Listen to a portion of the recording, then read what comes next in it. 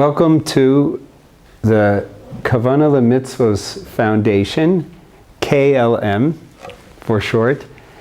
And we're very happy to be here on Hanukkah in the base Midrash of Yibineh.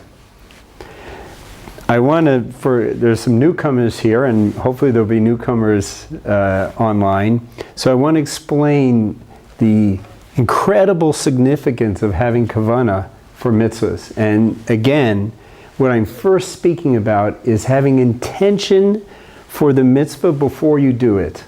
Now, what does that do? First of all, this is very popular now. It makes you conscious of what you're doing, mindful.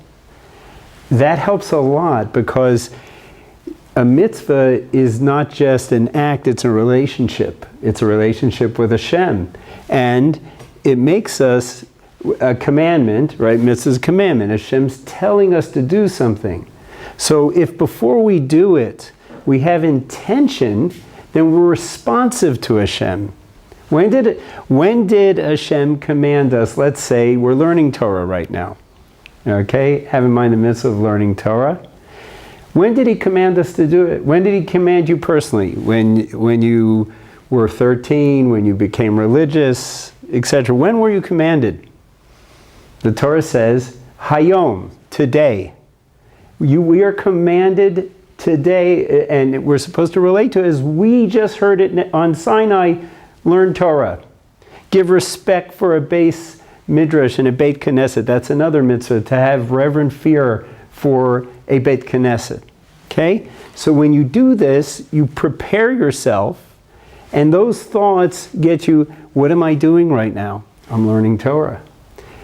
Who am I doing this for? I'm doing it for Hashem. So it's very significant for your relationship.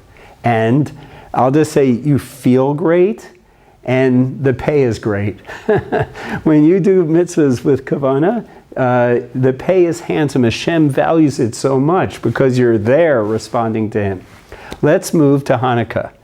And what I'd like to do tonight is to explain how to use Hanukkah as a master class for character perfection. For those of you who are not familiar with master classes, they're subscription classes you have where experts in some field teach you how to do things. Let's give some examples, like negotiating. So they'll have an FBI negotiator teaches you how to negotiate. Gourmet cooking. So they'll have a master chef teach you that. Now, the purpose of those classes, and if you pay for the subscription, is not just to learn information. It's to begin to become a master at what you're doing. Now, I need to say lahavdil, of course, but this is a very helpful way to look at Jewish holidays, the Moedim. In effect, they are master classes to achieve character perfection in certain areas. For example, on Sukkot, right? Sukkot is, if you will, you have an 8-day master class to learn how to attain joy and connect to Hashem that way. Good? On Yom Kippur is a master class for removing your deficiencies and repenting to Hashem. They're master classes. The mitzvahs are guiding you how to really, at the end of the period, of this holy period, you're a different person. But I wanted to explain why is a Moed, a Jewish holiday, far beyond a master class, a mere master class. Let's say you took a master class for negotiating, you take it, and now you can negotiate better. Wonderful. And you can use that for good purposes, for sure. However, let's say you are taking, and let's go straight to Hanukkah. Hanukkah is a master class in gratitude, in experiencing gratitude and deep praise. Hodam v'halel. So now, what's the difference if you master this? The difference is as follows. First of all, you'll be able to do the things effectively, but more importantly, there's a difference inside your neshama. Your soul is in a completely different place. If you work on gratitude as a mitzvah During Hanukkah, there's a tremendous, I said if there could only be an X-ray that shows you how much sanctity you attained in a mitzvah. Could you imagine that? But it's incredible. We are, if you will, we're glowing. If you work on the mitzvahs of Hanukkah, you will be glowing. Not just the lights will be glowing, you will be glowing. Not only that, says the Ramchal in Derech Hashem, the world will have more light. The world will be a better place. When we do the mitzvahs, especially of the Moedim, of the Jewish holidays, and when we work on perfecting our character as a mitzvah, the effect is profound. It's just like the Kedusha, the sanctity, we don't see it now, and we don't realize the effect we're having on the entire world, how much light we're bringing to the world by working on this. Now, let's just focus on Hanukkah. Like I say, it's an 8-day masterclass, but we only have 5 more days. So if you signed up now, we still have a 5-day masterclass in perfecting our character, in particular gratitude. Here's something very important that's not so well known. Is gratitude a mitzvah? Of course. Did you know that it was a Torah commandment? It's a mitzvah d'oraisa. I just thought of a new way to put this. There's inside information that it's a Torah commandment. If you look inside, Rabbeinu Yonah, the author of Shari Tshuva, and a very famous sefer called Sefer Haredim, he talks about the mitzvahs of the Torah. He says thanking Hashem is a Torah commandment. Where is this? This is in Devarim. In the 8th chapter, the 2nd pasuk says, Moshe is reporting that, remember the 40 years you wore in the Midbar. Why? Because Hashem did a lot of kindness and miracles and wonderful things. So it says, if I'm being told to have, to remember the kindnesses Hashem did for other people, all the more so ourselves. It's a kal vachomer, he says. You hear this? So when you feel gratitude, and we know a lot of our tefillah is structured that way, gratitude's in there a lot, but right now, it's a whole other level. And when you feel gratitude, you're fulfilling a Torah commandment. And as we said, mitzvahs require kavanah, having that intention beforehand. So now, whenever you are thanking Hashem in the different contexts, have in mind, I'm fulfilling the commandment to thank Hashem and feel gratitude. So I just want to set that in line. Now let's learn how we can perfect ourselves in this area, achieve a certain spiritual perfection and development. So I want to show you what I call the scales of gratitude.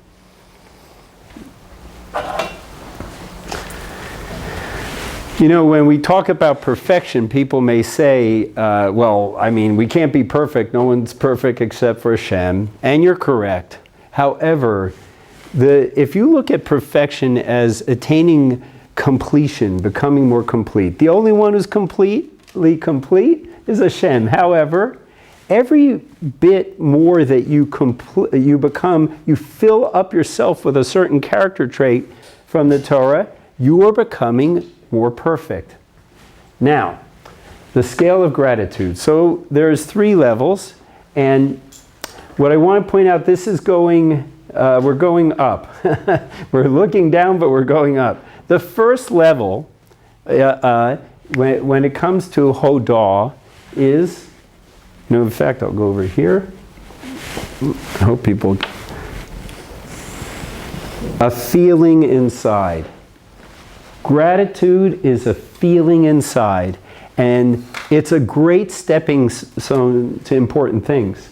Because when you feel gratitude, you're in a better mood with people, but not only that, it's a stepping stone to get closer to Hashem. You know, when a person's not feeling gratitude, it's hard for them to open up and get close. So, very briefly, just describe the difference between feeling and knowing. Just very briefly, because that would be something probably as a basis to further feel this. Excellent. So that's a wonderful question. Repeat the question, please. Yes, the question is, what's the difference between feeling gratitude and knowing? Okay? So the word we use in Hebrew is hakarat tov, recognizing the good. So really, before the feelings can be developed, you have to recognize the good that was done for you. And then that can stimulate feelings, that can arouse your heart. And that's very important, and I thank you for that. We're going to see how that plays out. Okay? So first is feeling. Level 1. Eventually we're going to go for the pros. Level 2 is expressing appreciation. You see? That's another level. You can feel it inside, but does the other one know? Have you said it to them? Have you made them feel the appreciation you have? So that's expressing gratitude is level 2. So this is inside, this is one step out. But I think this is obvious. What's the greatest way? What's the highest level? What's the pros? Giving back. Giving something back. That's the highest level. To give something back.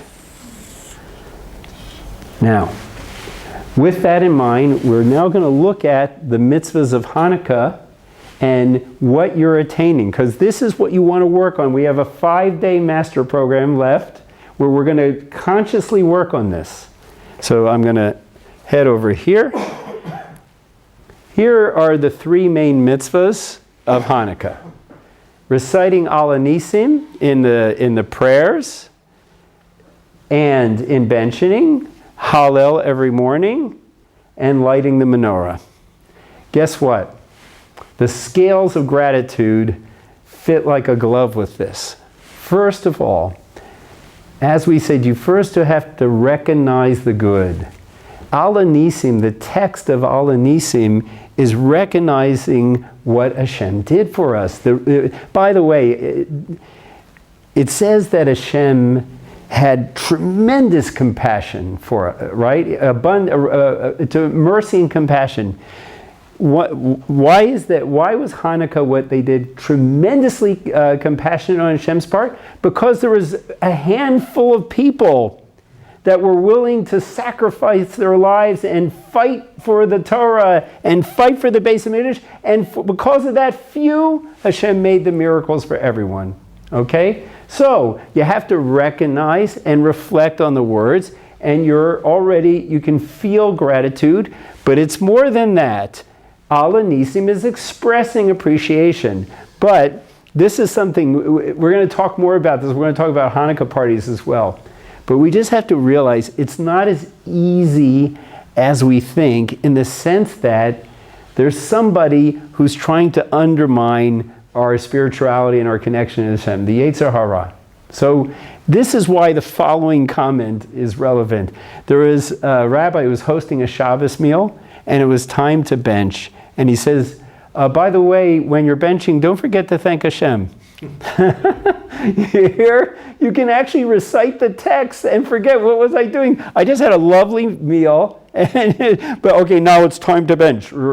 So, feeling gratitude and expressing authentic appreciation is an achievement. Don't take it lightly, okay? So, but you have, in Al Nisim, you have both. You have the ability to feel gratitude while you're saying it. That's called Kavanas Alev, the focus of the heart, and to express it. Hallel is for sure. What does the word Hallel mean? This needs to be publicized as well. This is inside information. If you look inside, Rabbi Victor Miller explains, Hallel is enthusiastic praise. It's not just praise, it's enthusiastic. And Hallel is so appropriate when Hashem does big things, open miracles. That's why we're supposed to express enthusiasm. So, of course, you have to feel gratitude. You have to feel excitement over what was done, and you have to express it in Hallel. And that's why it's very beautiful when they sing it or it's said so slowly. You can accomplish that. So, that's what you get here. But guess what? Here's something very exciting. The menorah is a way not only to feel gratitude, to express appreciation, It's a way to give something back to Hashem. Now, that sounds a little philosophically difficult. How do you give? What do you give? What's the gift you give for someone who has everything, right? How do you give back to Hashem? In other places I've discussed there's one thing Hashem, the Talmud says Hashem really wants, Rachmana Liba boy. He wants your heart. But you know what? This is lighting the menorah is giving something back, not just our heart, it's doing something very, very wonderful for Hashem. And what's that? If you help someone achieve their purpose, isn't that fantastic? What if you're fundamental in helping someone achieve their purpose? What is the purpose of Hashem creating the world? It says Hashem created the world for His glory. Now we have to understand that because Hashem is not glory seeking, God forbid. Hashem wants all of mankind to realize how gloriously good and kind the world is. He put us all here to experience that and to connect to Him, right? So His purpose is for everyone to see the world as a gloriously good and kind and amazing place. We can help Hashem. It's called Persumi Nisa, publicizing the miracles. That's what you do. When you're lighting a miracle, you're letting the world, you're reminding and informing the world that it's a glorious place, that this people that were religiously persecuted and were about to be spiritually extinct, guess what? Their God came in, Hashem came in and rescued them and restored our temple, restored closeness for the whole world, right? That's what you're doing when you're lighting the menorah. You're not just feeling gratitude, expressing appreciation. You are. You're giving something to the one who gives us everything. You're publicizing His glory. You're publicizing the miracle. So this is what I call a master class that you can work on in the remaining time of Hanukkah. Feel genuine gratitude. You will be different. As I mentioned for the people who just came in, when you do a mitzvah, you don't just improve yourself. Your soul becomes sanctified. You start to, if you will, glow. There's a spiritual glow, and more importantly, you're bringing light and goodness into the world. So, if we work seriously on feeling genuine gratitude when we're saying Al Nisim and Hallel with enthusiasm and expressing appreciation, and then having in mind I'm publicizing the miracles, and that will be a very profound expression to Hashem. Okay. The Greeks knew how to party. We know how to immortalize a party. By the way, referring to the Greeks, just look at any university. They still have the Greek fraternities, etc. So, how do you immortalize a party? First, you have to realize that there are two guests that will show up at every single Hanukkah party you attend, including tonight. There's two guests. One of them is trying to ruin the party, to spoil the party. And that's the Yetzer Hara. He is a party pooper of the highest degree. He is going to be at the party. But there's a very much more important guest. I think you know who it is. Hashem, our divine parent. Hashem will be at this party as well. And what we need to do is, what we'd like to do is to give nachas, to make Hashem feel great about us at the party.